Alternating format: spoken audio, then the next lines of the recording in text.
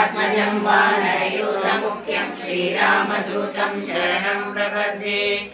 कूजन्तं राम रामेति मधुरं मधुराक्षरम् आरुह्यकविताशाखं वन्दे वाल्मीकिकोकिलम्।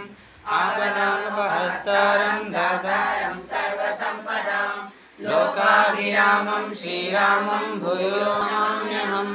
भर्जनं भवबीजानाम् अर्जनं सुखसम्पदां तर्जनं यमदूतानां राम रामेति गर्जनं।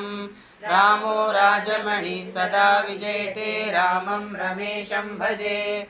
रामेणाभिहता निशाचरचमो रामाय तस्मै नमः। रामन्नास्ति परायणं परतरं रामस्य दासोऽस्म्यहम्। रामे चितालय सदा भवतु मे भो राम मामुद्धर। श्रीरामेति रामे